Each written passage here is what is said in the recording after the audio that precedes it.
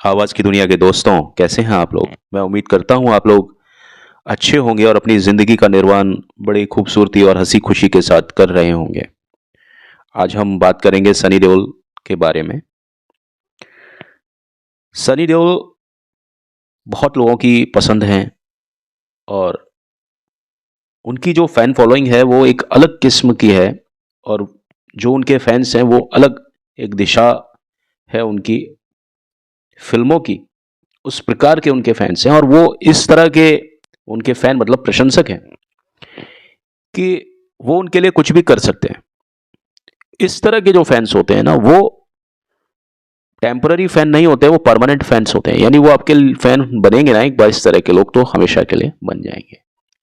अब ऐसा क्यों है कि सनी देओल के जो फैंस हैं, यानी उनके जो प्रशंसक हैं, वो सदाबहार प्रशंसक, मैं कह रहा हूं कि वो उस तरह के प्रशंसक हैं। चाहे सनी देओल के सामने कोई और कलाकार होगा, लेकिन वो जो प्रशंसक हैं वो सनी देओल के ही होके रहेंगे हमेशा। वो इसलिए है क्योंकि सनी देओल ने कुछ इस तरह की फिल्में की हैं कि जहां पर उनके जो प्रशंसक हैं कुछ खास किस्म के, उनको वो जो चीज है वो सनी देओल के अलावा किसी और कलाकार में दिखेगी ही नहीं, चाहे कोई कितना ही बड़ा कलाकार हो। वेल, सनी देओल ने कुछ इस तरह की फिल्मों में काम किया, खास तौर पर फिल्म बॉर्डर के बाद में। और ये जो गति आई, ये फिल्म गदर से ही आई थी। और गदर से पहले जो इसकी शुरुआत हुई बीज के रूप में, वो फिल्म घायल से हुई थी। मैं बात कर रहा हूं सनी देओल के एक चिर परिचित जो उनका स्टाइल है, यानी वो किसी भी डायलॉग को जब बोलते हैं तो बहुत ज्यादा चिल्ला करके बोलते हैं। अब अगर मैं एक बात कहूं, इसको एक उदाहरण से जोड़ूं, तो मैं जहां तक समझता हूं तो बाइसिकल रेस में दो तरह की प्रतियोगिताएं होती हैं, ये आप सभी मानेंगे।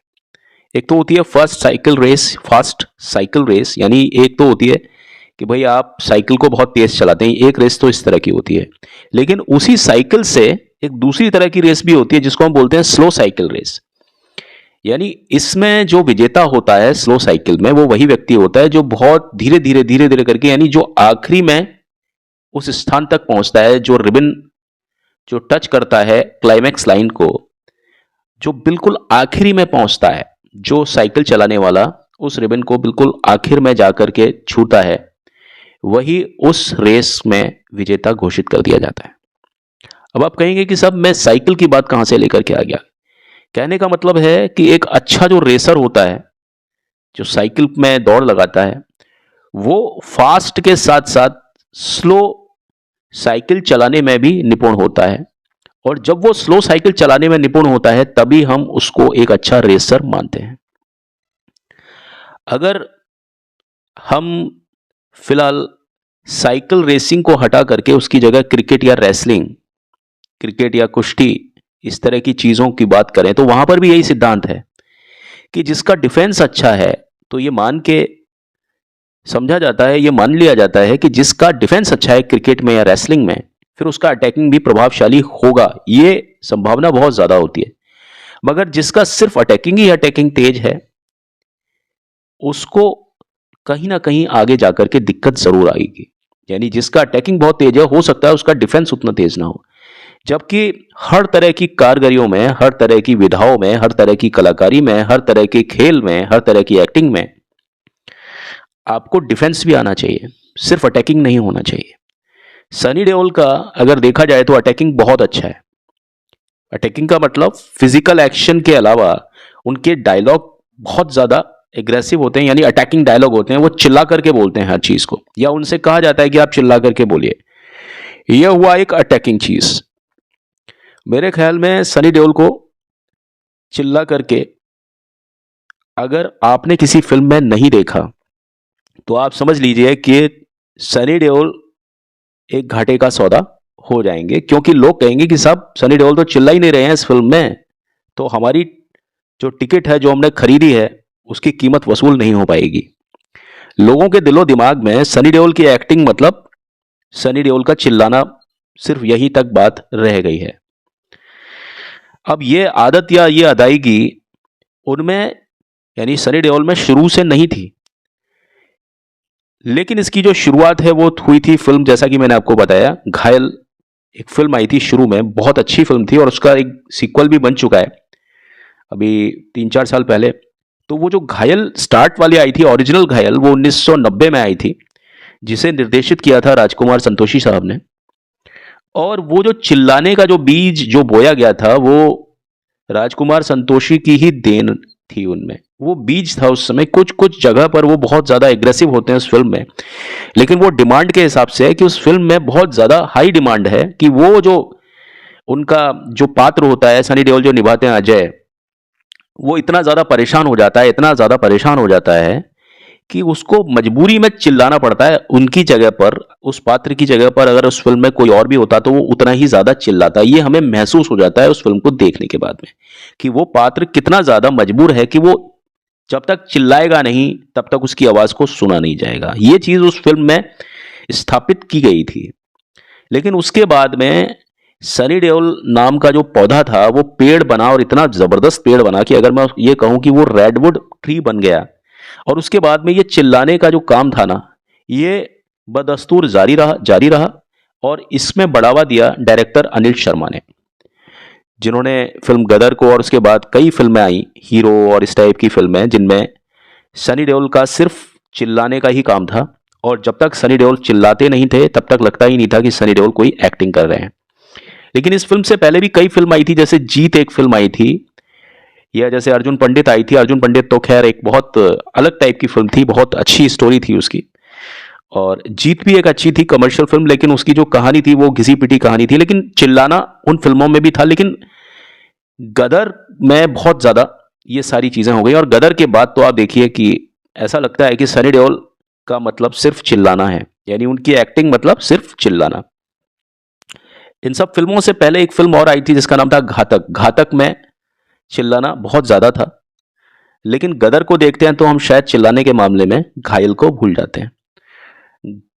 और घातक से पहले एक फिल्म थी दामिनी, वहां पर भी डिमांड पर लगता है कि सनी देओल जो है वो डिमांड पर चिल्ला रहा है। घातक में भी लगता है कि डिमांड है इसलिए चिल्ला रहे हैं। लेकिन ये फिल्म जो थी ना, ये गदर तक आते आते थोड़ी सी ज्यादा वायलेंट हो गई। वायलेंट इन द सेंस कि अगर आप किसी चीज को बहुत गहराई से दिखाना चाहते हो तो ये जरूरी नहीं कि बहुत ज्यादा चिल्लाने की जरूरत हो। लेकिन ये चीज आपने देखा होगा कि अनिल शर्मा की फिल्मों में सनी देओल को लेकर के की जाती है। ये बात मैं क्यों बोल रहा हूं, मुझे सनी देओल के चिल्लाने से कोई आपत्ति नहीं है, लेकिन सनी देओल सिर्फ चिल्लाने के लिए नहीं है।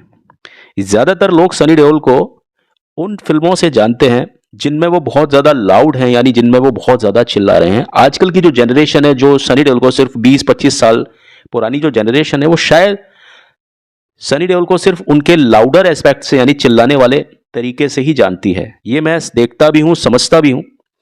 मगर साहब, सनी देओल की वो फिल्में भी हैं जिनमें उन्होंने शांत रह करके, अत्यंत शांत रह करके, अपनी आंखों के जो सूनापन है, उनकी जो आंखें हैं, बड़ी सूनी आंखें हैं उनमें, उन आंखों से उन्होंने इतनी अच्छी एक्टिंग की है, इतनी अच्छी एक्टिंग की है कि जिसका कोई जवाब नहीं है, उसका कोई भी मिसाल नहीं है, कोई जोड़ नहीं है।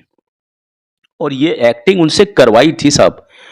और ताज्जुब की बात यह कि ये तब की बात है जब सनी देओल का करियर बन रहा था, शुरुआत की बात है। और इसमें सबसे पहले जो मील का पत्थर जो फिल्म साबित हुई थी, उसका नाम है अर्जुन। अर्जुन रिलीज हुई थी सन 1984 में। आप एक बार सनी देओल की फिल्म अर्जुन को टीवी पर देखिए एक बार, आपको मालूम चल जाएगा कि एक्टिंग क्या होती है और सनी देओल किस तरह की एक्टिंग भी कर सकते हैं। और वास्तव में एक्टिंग वो भी होती है, और वही होती है, मैं कहता हूं कि बड़ी शांत रह करके, अपने एटिकेट से, फेस एक्सप्रेशन से, आंखों से जो व्यक्ति एक्ट कर लेता है ना, जिनकी आंखें चलती है ना एक्टिंग में, उसको ही एक्टर या कलाकार माना जाता है। आप समझिए कहां 1984, जब सनी देओल बहुत छोटे थे, उस समय सनी देओल ने वो सारी चीजें कर ली थी जिनके लिए सनी देओल को बाद में कभी याद ही नहीं किया गया। और लोग कहते हैं साहब अजय देवगन आंखों से बात करते हैं और ये वो, मैं मानता हूं अजय देवगन आंखों से बात करते हैं, लेकिन किसी को भी सनी देओल की इस अदायगी का नहीं पता। कोई अगर ये कहे कि सनी देओल भी आंखों से एक्टिंग कर लेते हैं, तो शायद आजकल के जो बच्चे हैं और कुछ लोग जो हमारे साथ के भी लोग हैं, वो भी इस बात को नहीं मान पाएंगे कि यार सनी देओल ने किन फिल्मों में आंखों से अदायगी की है। चुप रह कर के आंखों से, अपने बॉडी से, अपने एक्सप्रेशन से ही बहुत कुछ कह देना।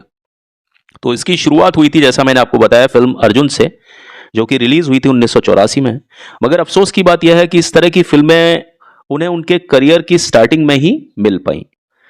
और आज की तारीख में चाहे तो अनिल शर्मा हो, चाहे उनका खुद का होम प्रोडक्शन हो, यानी सनी देओल का खुद का भी होम प्रोडक्शन है ना, वहां पर भी वो सिर्फ ऑन डिमांड, सिर्फ चिल्लाने का काम ही करते हैं और लाउडर पर लाउडर होते जा रहे हैं।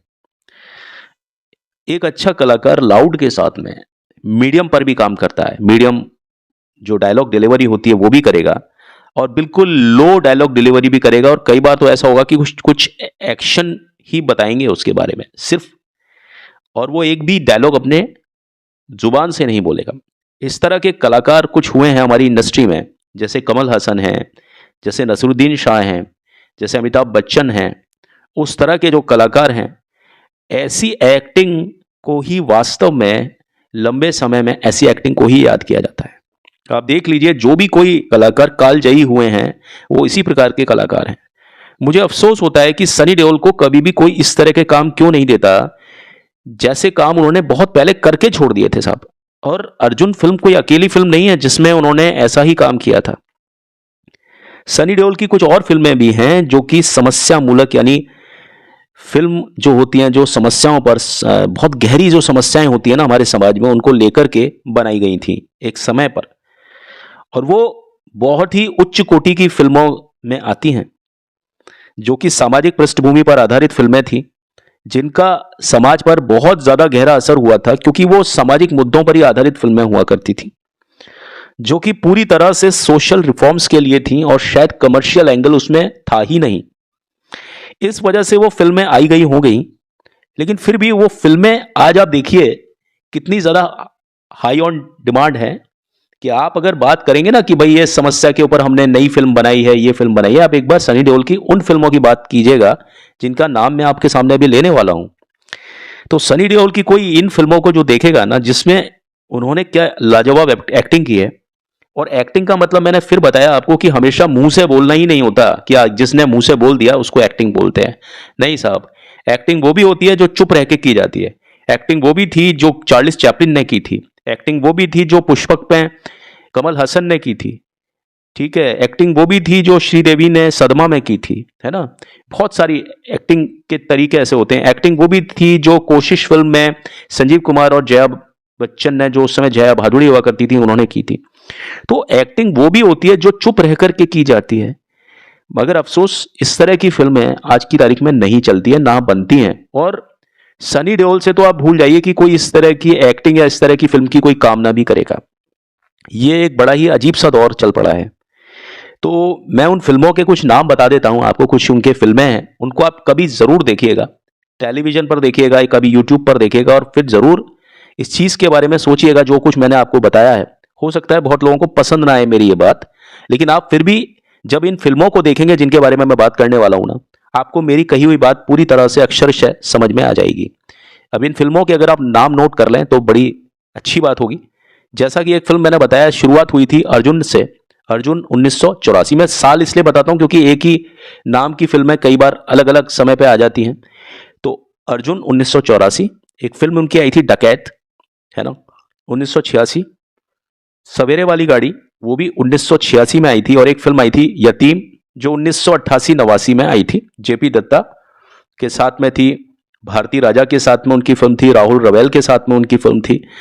और मैं आपको क्या बताऊं कि सनी देओल की बहुत प्यारी प्यारी फिल्में, इस तरह की फिल्में आई हुई हैं कि मैं क्या कहूं उसके बारे में। आप उन फिल्मों को भी देखिए तो बड़ा मजा ना आ जाए आपको। तो राम अवतार भी एक फिल्म आई थी सनी देओल की, अगर आप देखें दोस्ती के बारे में। अगर आपको जोशीला अंदाज देखना है, जोश, तो फिल्म आई थी जोशीले, जो सनी देओल की थी। लेकिन ये फिल्में किसी वजह से नहीं चली, लेकिन अगर आप इनका बैनर देखेंगे, आप इनका थोड़ा लोकेशन देखेंगे, बैकग्राउंड देखेंगे, म्यूजिक देखेंगे, तो बड़ी प्यारी फिल्में रही हैं। खास तौर पर ये जो फिल्में मैंने आपको 4 फिल्में बताई, इनको जरूर देखिएगा, अर्जुन, डकैत, यतीम और सवेरे वाली गाड़ी। चलिए, आज के अध्याय में मैं अपनी बात यहीं पर खत्म करता हूं, उसे विराम देता हूं। अगले अध्याय में कल आपसे फिर रूबरू होता हूं। तब तक के लिए मुझे आज्ञा दीजिए। मैं आपका दोस्त, आपका होस्ट हेमंत कुमार अभी आपसे आज्ञा चाहता है। Thank you and have a nice day. आप सभी खुश रहें, आबाद रहें, मस्त रहें और अपने अपने कामों में व्यस्त रहें। कल मिलते हैं। धन्यवाद।